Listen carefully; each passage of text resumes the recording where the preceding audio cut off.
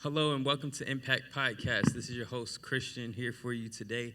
I'm here with my co-host, Darren. Amani's about to come up here because she's got everything going for us today, but we got our co-host, Amani, on here for us today. So we're glad to be back in the building.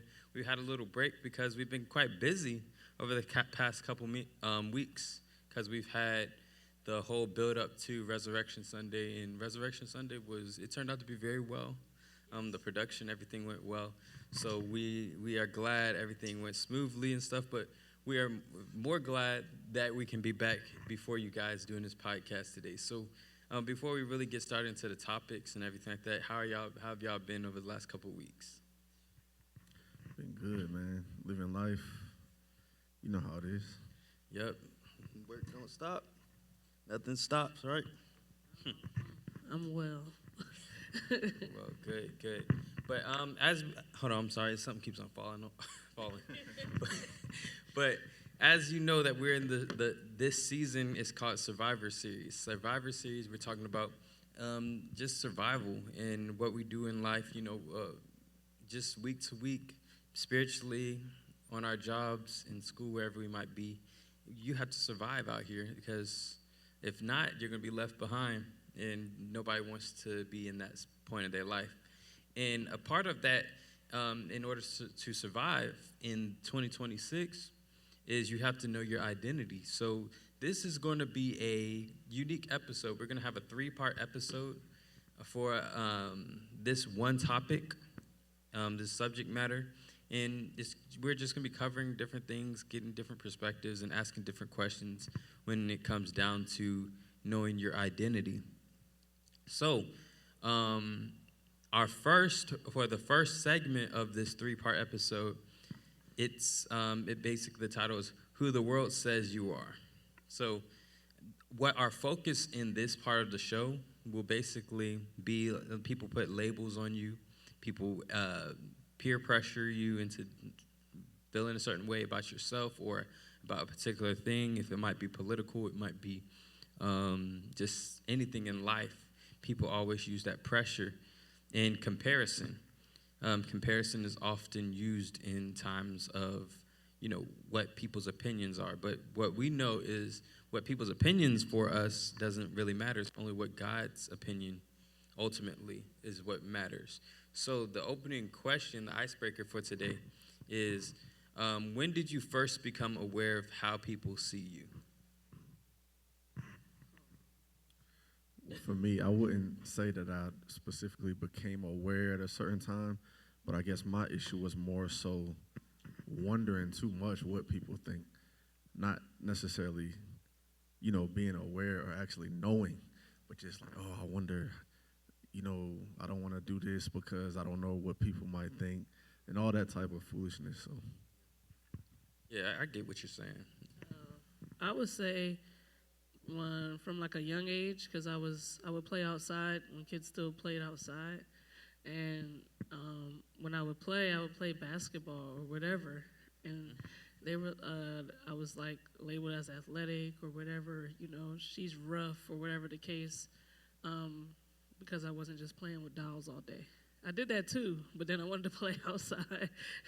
So that's kind of when I realized, like, oh, like, people do have an opinion, but, it didn't stop me.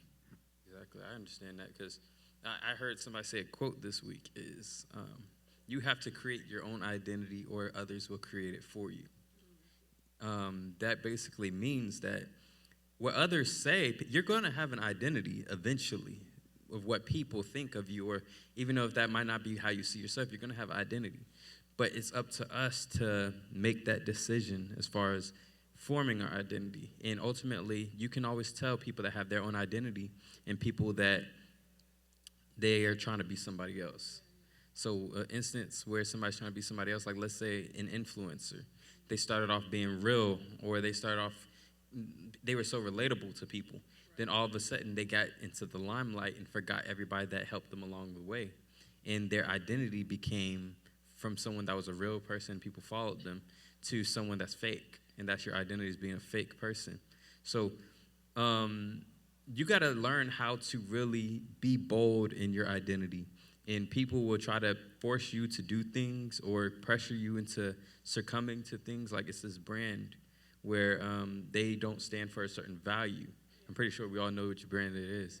They don't stand for certain values, but that doesn't mean that they don't respect people or they don't welcome people or anything. It just means that they have values for themselves. They have their own identity. And I'm not going to compromise my identity to make you feel better. You know what I'm saying? A lot of people compromise their identity in what makes them feel like them. So to please other people, people compromise their identity for their parents. They compromise it for their spouse or whoever it might be, their friends. But you got to realize that your identity is ultimately like up to you and what God ultimately has for you. So that's how I feel like in answering that question for me. I think I started to realize how people basically saw me. Probably when you kind of realize it once you get to a certain stage of being a child, like past 6. You're like, wow. You can kind of be like, am I the person that everybody really be like he's lame, or am I the type of person that they kind of see as clumsy or cool or whatever it might be? But really, that's from the point where you're like, what do I want my identity to be? Do I want to be the chill dude? Do I want to be the life of the party? Do I want to be the leader? What do I want to be? You know what I'm saying? Can you mind if I ask y'all a question?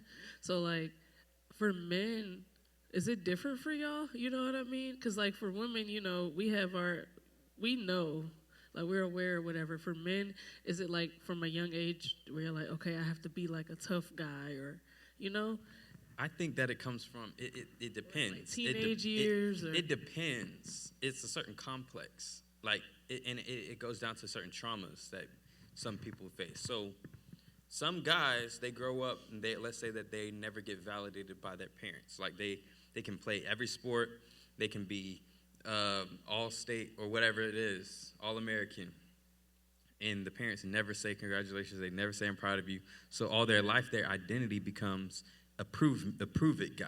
So it can be good in some instances. Like everybody's identity has benefits and pluses about that identity, but it also has its negative aspects. A lot of men that become prove it dudes, they never are satisfied with anything. So they'll be prove it. I got to get the baddest woman out here, and then they don't actually like her personality, but they have to do it so they can prove to everybody else, I got the baddest person. They got to go and get the best job because they got to be a prove it person, and they don't really like that job in the first place. They're just doing it to prove everybody else, but they're not living for themselves. They're not living for God. They're just living for other people. And a lot of times, in order to come into your own identity, you have to heal those wounds inside of you that may have come from parents or may have come from school or whatever it might have come from, of feeling inferior or feeling like you need validation. Some guys grow up, let's say they're not that tall, or they're like kind of big. You know what I'm saying? Then they have other aspects as far as am I viewed a certain way by the people, and then they get older. You've seen people that they were kind of either chunky growing up or short growing up, and then they become bodybuilders, and then like they feel like it becomes an addiction to the point where it's like it's not healthy. They don't have a life outside of the gym. Their identity becomes the thing that they're insecure about, basically. Yes, your identity becomes the thing you're insecure about. That's why you have to take control of your insecurities, because your insecurities will become your identity. It's a lot of, I'm not just talking about men, for women too. You can see a lot of time people in general, and it's so sad to see when you can see that person's identity is their insecurity.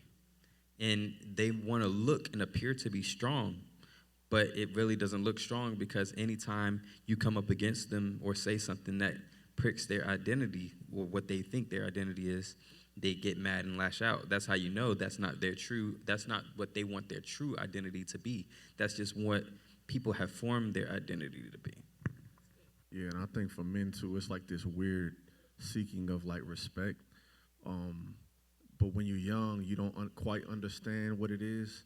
So you kind of take respect as maybe, not everybody, because some people are like leaders, like from a young age. But I think a lot of people kind of want to be accepted to the point where it's like, okay, you know, we respect you. Like, yeah, you one of us. Like, you know what I'm saying? And that can be in the matter of sports. gangs. Like, it just depends on their mind state and upbringing to where they channel it. You know what I'm saying? Like, and then on a good side of it, like, hopefully the person, by the time they grow up, they'll start to get that true, I guess you could say, like, self-respect, to the point where it's like, okay, I don't need to seek respect because I respect myself. And then from that point, it's like a whole different thing. But I guess that comes with, like, over time. Because when I was young, I had a kind of, because I was like I was new down here, really. So I always had this thing about, like, having friends or whatever. You know what I mean? You leave all your friends from wherever you're from, and then you starting all over, basically. So it's like, okay, I just want to be a part. Like, I want to, you know what I mean? And then over time, that could lead to something negative, because it's like, okay, I got to do this in order to have friends, and then it might not really be your character or whatever the case is. Then you find yourself kind of being a follower. But then, by the grace of God, for me, like, I grew up to a point where it was like you look around and you understand, like, these people that you're trying to impress, like, I always tell young people, like, you're never going to see these people again. And people used to tell us that, but I didn't understand. Because I'm like, how? We see them every day. Like, when you finish high school or whatever, college, bro, Imani is the only person that I talk to from school, like, at all. Yeah. You know what I'm saying? And the only reason is because we go to the same church. Right. Honestly, everybody else, like, I'm even able to kind of see what they got going on. It's just social media. But imagine if there was no social media. Like, I literally would lose contact with everybody. So there's no point in seeking that validation. And long story short, like, you're seeking validation for people that you're never going to really be around at all. Exactly. I'm telling you, like, people just fade away. Like, it becomes like, when you're in the moment, it's like, this is my crew, this is my clan. And then all of a sudden it just fades away, you know what I'm saying? Yeah. It's crazy how life gets. Is people that you be like, these are people in the cut, and then all of a sudden they do something weird, you know? And they do, like, I'm pretty sure it's been some friends we've all had, but they did some weird stuff and we had to get them out the cut. You know what I'm saying? Yes. Yeah, but this kind of, I want to ask this question today. It says, have you ever felt pressure to live up to an image that isn't really you? Yeah, I guess. Yeah, for sure. Because you might do something and then everybody might give you your props. So now it's like, okay, I got to keep doing it in order to stay on good terms with the crew or whatever the case is. So now you going up. And I see it with peers too growing up. Like, people will go, especially when they get into that, like, whatever you want to call it, like, gang or whatever phase. Once they get that little taste, it's like, okay, now I got to do all I can do. Yeah, like, I have to do whatever it takes to keep this. So that's when these people grow up and just get out of control, man. Like, you know. You always got to one-up yourself. Exactly. And then it gets to a point in life where you can't one-up yourself, and then you're like, I hate who I am. You know what I'm saying? You destroy your whole life trying to keep up. Like, every time I would try, I would just embarrass myself. You know what I mean? Like, to try to, but I definitely felt that pressure. One time in particular, I went to a new middle school, right, in Philly. And my mom was like, oh, y'all all gonna go to a new middle school. It's great, right? I said, okay. So we go to this middle school, and the academics, like, I can tell. I was like, okay, these kids are really smart. Like, this is good. But then, and we also had to wear uniforms and stuff, right? In Philly, you got to wear uniforms. A lot of schools up north. But anyway, so I went to the bathroom one time, and 3 girls walk in. And I was like, okay, I'm washing my hands, you know. I'm like, okay, well, are they going to try to jump me or, like, you know, try to be bullies? I didn't know what was going to happen. And then they were like, what's your name? Da, da, da. I was like, I'm Imani, blah, blah, blah. And they said, oh, okay, would you want to be a part of our clique? And I was like, what? Because the school I came from was so diverse, and everybody just played, and we didn't care about that. But they were like, do you want to be in our clique? And they all had on, like, the same, like, type. It was, of course, we had to wear a uniform, but you could still change the type of skirt. They had the same type of skirt on. Their shirts were buttoned the same way, and it was just like, you know, and I was like, Yeah, it's like some Disney Channel type yes, stuff. they were like, you want to be in our clique? And then they were like, they said on Wednesdays or whatever, they were like, we wear pink socks or something like that. That's the way they tried to, and I was like, I'm good. I was like, I'm good. I don't know if y'all trying to like recruit me, like if I'm going to have to fight on y'all behalf or something. So I was glad I made it out of that. But yes, I definitely felt the pressure because I was new. And I was like, if I say yes, I'll be popular and I'll have all the friends. But anyway. Yeah, I feel you. I feel you there. You had some. No, it just reminded me because, like, in middle school down here, like, man, it was like gladiator school, bro. Because, man, you want to, like, fit in, they be like, all right, you, Christian, at lunch, you going to fight him. Yes. And you better not, like, you better show up. You know what I'm saying? And if you don't, but you like, I don't even have no problem with him. It's like for fun, though. But they'll be like, no, you got to fight him. And all day you thinking, like, oh, man. Didn't you go to Drewski Oh, We don't want to give no bad name to the school. no, you just went to Drewski school, right? oh yeah. Yeah, he moved, though. Yeah, he did. He He went moved. to We went to the same- two high schools. Yeah, we He went to the South same middle Gwinnett. school. Yeah. But he When- moved in high school, I think.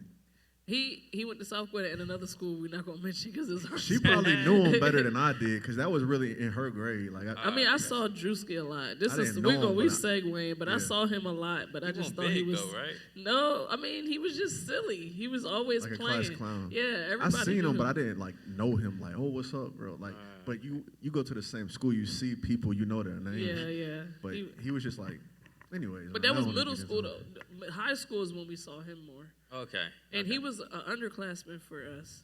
He was like in 11th grade, but he knew all the seniors. You know what I mean? Oh. Anyway. I don't know. Okay. Yeah, but still, like, back to what you were saying as far as the cliques and all those people, there'd be times even just in life where, let's say that, like me in particular, like I'm a minister. Not saying that the image is not me, if you get what I'm saying, but I don't want to go around everywhere like I have Your the image to collar on. protect.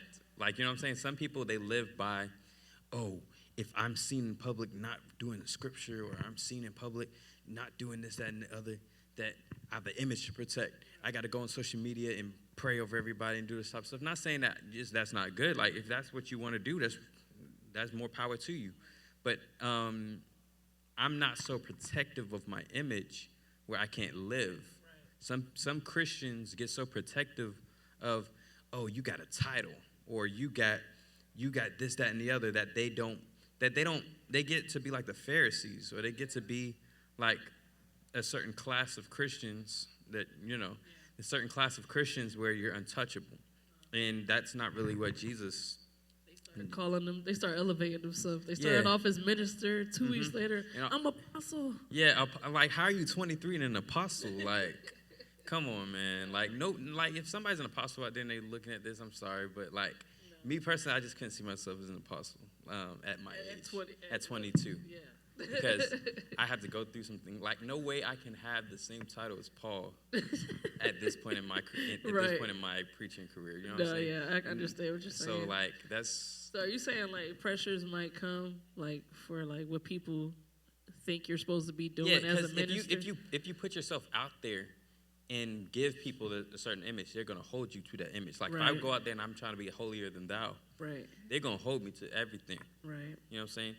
But I mean, I felt that pressure before, and that's why I'm like, you just better stay humble. Right. Better stay humble, because if you ain't humble and you're trying to be holy, it's gonna they be gonna bad. get you. They're gonna get you. Yep. But that leads us to the next question. It says, how has social media shaped how you see yourself?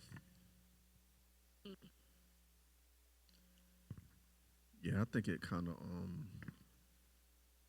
it's not a thing of like wanting to be like people or nothing, but it's kind of like a weird thing. Like when you see somebody your age and they got certain stuff and it's like, dang, bro, like I'm working hard.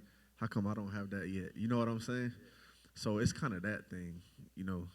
Yeah, and I think it's the whole thing. That plus, we've all, I'm not going to say we've all, because I'm not going to speak for all people, but a lot of people have been in an area where they're concerned about views and likes. And even me, there was a point in my life where I'm like, if if I don't have a certain amount of views or a certain amount of likes or what comments on something, I'm taking the post down. Or I'm going on my stories, if I don't have a certain amount of views on my stories, taking that down. Like, it don't matter. But that's a part of your identity. You posting something, let's say you post a quote about God, and you don't get no likes, and you're just like, okay, whatever, I feel embarrassed now. That's a part of forming your identity.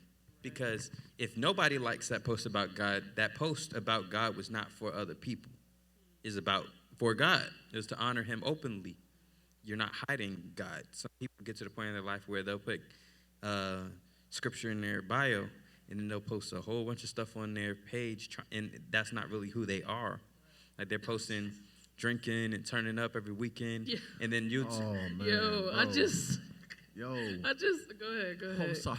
Like, they're drinking their liver away. No, Women will like put like a Bible verse, and when you go on their page, bro, Proverbs 31 woman. it's like literally like they literally like bikini model, like high heels with like for real. it's- Like, and I'm like, what is I'm going gonna say on, this bro? too, though. It's not just the women; it be the men too. Cause they made a comment on something. This was recently. Some random person, they made a comment on something, and they were saying something about Jesus and all of that. And I clicked on their page. I was like, oh, that's cool. What if they have more content like this? I'll go in there. The first picture is them smoking, like. You know Like, what I straight mean? up, Like, yeah. I'm like, yo. And then and in his bio, he's like, it's like scriptures in there. And I'm like, Yeah. this is not, you know what I Exactly. mean? Because I understand struggling, but some people like forget struggling, bro. It's not struggling. You don't post struggle. What it is they really think like if I post about God, like I'm good. I think it's gotta be that, because ain't no way that you like not guilt, but like they really think like, oh, this is what it takes. Like I know I love God, so as long as I love God and believe he is God, then I'm good. But they don't actually You know read the what I'm word. If saying? you loved him, you keep his commandments. You know what I'm saying? Yeah, like like they can't know. Like, you know what I'm saying? Like You it's just no like way. you said they can't know Yeah, no like better. it's no way that you know and you doing this stuff. Like, Yeah. Like, they have man of God in their bio, God-fearing, and they have somebody and they be DMing 5 women. They Like, it be, come a on, lot bro. of them. I don't know if you've seen it too. Like, it's cool to work out and do all of that stuff, right? But then they'll have scriptures and all this disciplined man of God, and they also don't be having no clothes on. And all your pictures, all your photos require you to show. We can see that you're strong with your shirt on. Look, how come, that's what I'm saying, like a double standard for men and women. Like, how come it's always talked down, like, okay, I stand for the side of clothing, putting clothing on, don't post yourself naked. But in the instance just of an open mind of not being biased, how come it's looked down upon when a woman is, let's say she's posted up with a bikini on or whatever, like, you know what I'm saying? But then if a dude posts shirtless or something like that, then all of a sudden, good. It's like allowed. Yeah. no, it should be looked down upon as well. But I think the reason we don't say nothing is because we're not looking. Like, if a dude got his shirt off, it's like, scroll. Yeah. You know what I'm saying? But if a woman got, you know what I'm saying? Like, you're not really paying attention. It's like, oh, okay. But if it's a woman, it's like you looking like, how Yeah. dare she? Right. And you scrolling. I think that- He said, how dare she? I think men in general, yeah, how dare she? But I think men in general are more, they can't control themselves as far as they act out on social media more. Like, if a woman posts like a seductive photo, it's gonna be crazy comments, or she's gonna be getting crazy requests in the DMs, where like women might not be doing that as much. You know what I'm saying? I'm just saying. Like, But can we flip it though too? Since we on the question was about how is it shaped you see yourself? So these influences shape us too. Even as believers, like we see this and we see like, oh, okay, so this woman, she works out all the time. She's always, in her leggings and her halters, her stomach out, everything out, but she got in her bio like she's a woman of God and all this stuff. The more you look at stuff like that, you're like, oh, well, maybe I should, you know what I mean? Maybe I can wear this, or maybe I should go to the gym and just flaunt everything. But and then just say that I'm a woman of God. Like, you know what I mean? That influences you. I'm not saying that you'll do it, but the more you expose yourself to that, the more you'll be like, okay, well, That's maybe. why it's good to filter your social media, because I've seen people and women that are Christians, and I'm not saying it's bad to have a gym page. Go ahead and have a gym page, but it's a way about having your identity. Don't be like everybody else and post revealing pictures like all these men. They got to post revealing pictures, all this type of stuff to be seductive for the women or even the other men. That's another discussion. But or the women, don't be doing all the type of stuff like a lot of women be doing to get likes. You got to have your own self-respect, and self-respect got to be your identity. You know what I'm saying? I've seen pages where it's been women of God that their whole page is about working out. But it's not once where, like, okay, they're in shape. You know what I'm saying? They're in shape. So obviously, like, if you're a single dude and you're trying to talk, it's like that. But you're not. It doesn't lead somebody to lustfully just think about you, unless they have a mindset of just lust. But I've seen people that make Christian content, men, where they talk about having self-respect for yourself and having basically a good mindset, because a lot of guys are lust-driven. A lot of guys that go to the gym are they're there for one reason. You know what I'm saying? So they're like, hey, y'all, you need to have a stronger mindset and have some self-respect. People always talk about women more so when it comes down to self-respect, but they always leave out men. That's true. A lot of men treat women the way they do is because they don't respect themselves. That's the real issue. Men don't respect themselves, so you can only treat others how you basically see yourself. That's true. So if you don't respect your own body, if you don't take any value to your own body, then you're not going to respect some other woman. That's true. Just saying. That's so true. Let me see. Y'all want me to ask the next question?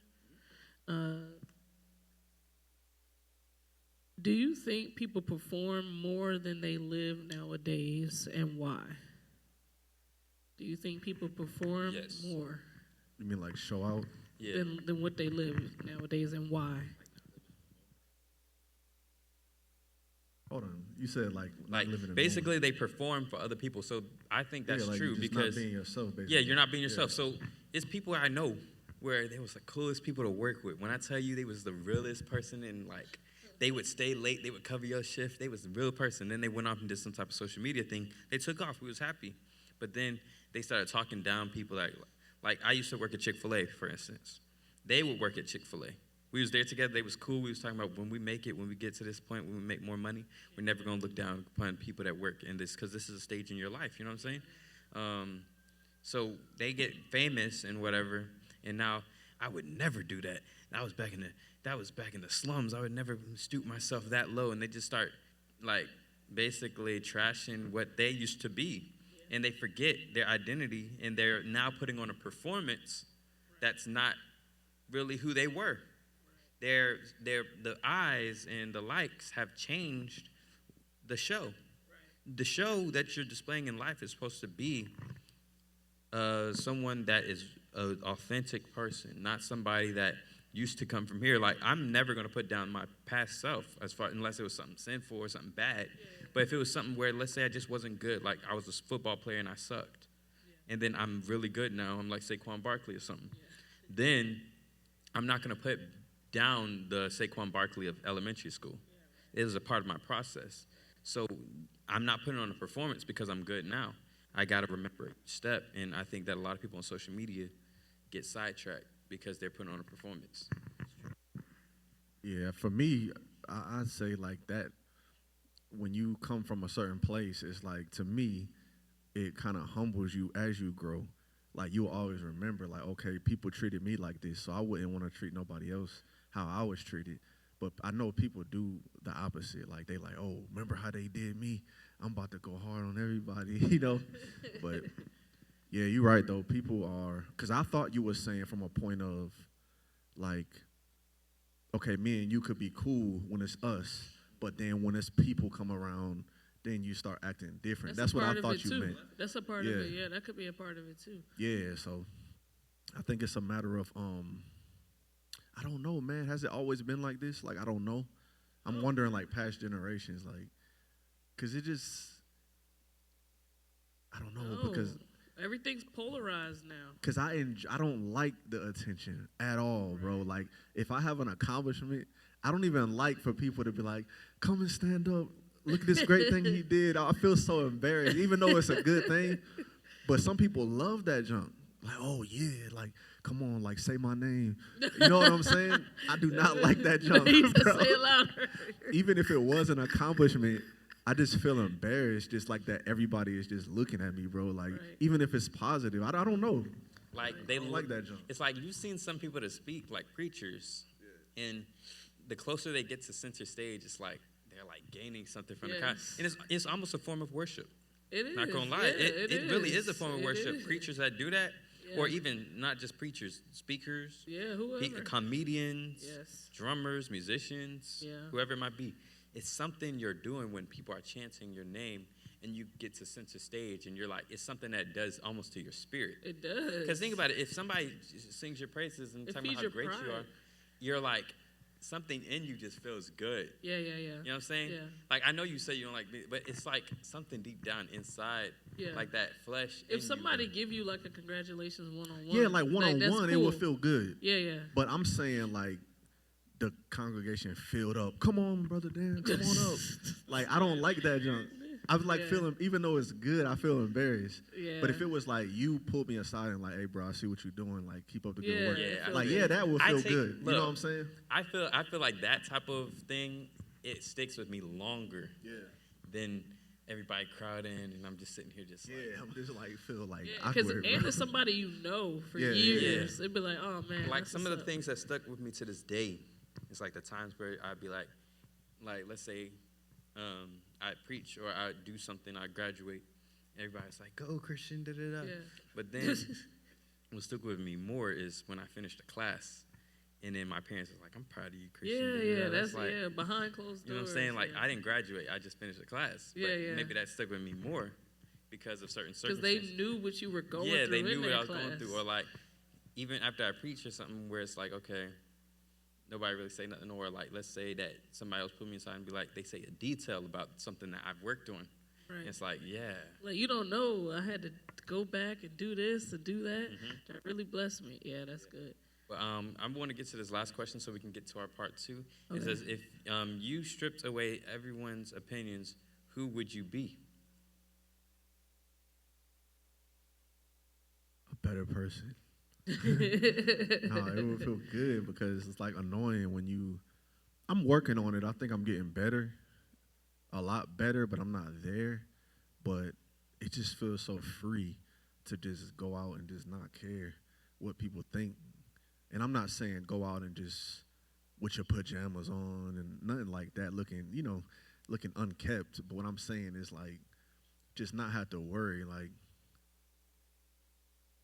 that's how I feel in church, really, because it's like you can, and I don't know if every place is like that, but you can kind of be yourself in a way, as opposed to like if you ain't going to school or, I mean, you say you can be yourself, but really, like, you know how it is, the other kids or whatever. I don't know, man, but it would be peaceful because people, I guess it's a mind state though, because people are always going to judge you, like no matter what. There's always something about you that people not going to like, and there's always something about you that people will love, but neither one should affect you at all as to the point of how you carry yourself. You should just be yourself, whether you're by yourself or with a group of people. But long story short, like I think it would be real freeing if you could go out and just not worry. And just be, that's good. Yes, it would be freeing. I think very freeing. But I was going to say, if you strip everything away, I'm just a child of God, you know?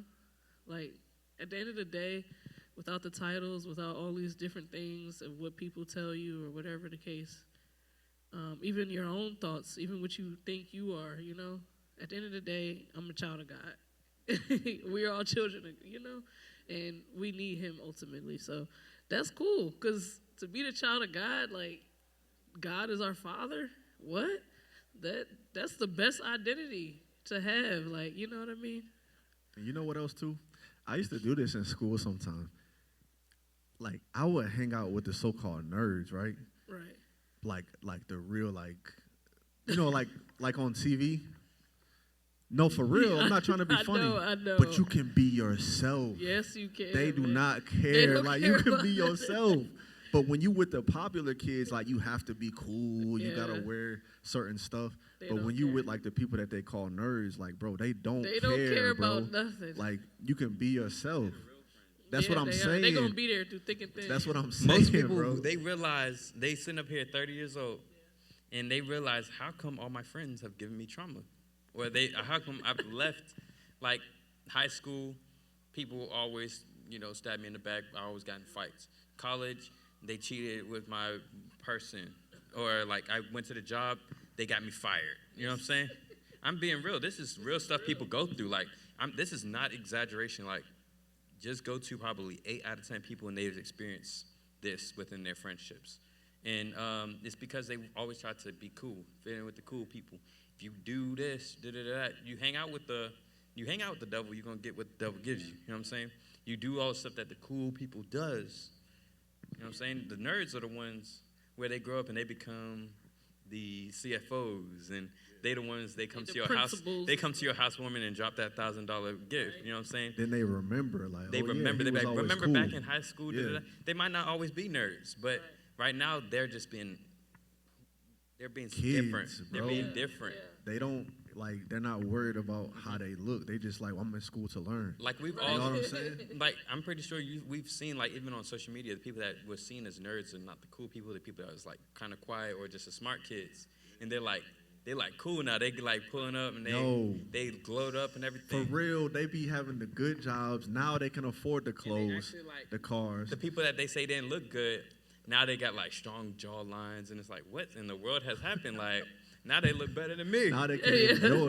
And then the people that was popular in jail, working like got multiple dead end jobs, Multiple got baby baby mamas, mamas. baby And it's like, fathers. was it worth it? Like, you not popular Yeah. now. Oh, it's bad. No, I wanted to say this. I wanted to end on this. So it's a song by Jonathan McReynolds, "Comparison Kills." Y'all probably heard it, but I wanted to say a couple of the lines. It says, "Where almost everyone has what they need." He's talking about, like, in a world where almost everyone has what they need. Other nations live with sickness, but over here we die from jealousy, because it makes you chase what's not meant to be chased. Because you've possessed it all along. It comes to steal and hide what is real. Comparison kills.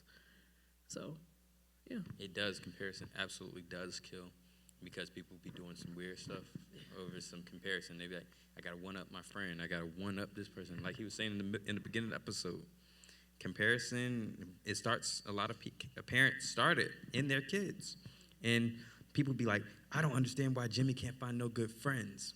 I don't understand why Sarah can't get a good man. Probably because when they was a kid, you compared Sarah to Cindy. And now they started a sibling rivalry, and all the friends they made, they had to one up their sibling, or they had to prove to you as a parent that they could do it. And now you realize, oh, I completely lost control of the situation. Yeah, because you started something. People plant seeds in their kids, and they plant seeds in a whole bunch of their friendships too, where they make their friends basically fight for their attention. Like, people that are leaders in the friend group, and then they make their friends earn their way to the top. Yeah, It's it's crazy. real. And it's like, real. okay, who's gonna be I'm A, who's gonna be B? So everybody in the friend group is fighting so hard to be B. And it's just, yeah.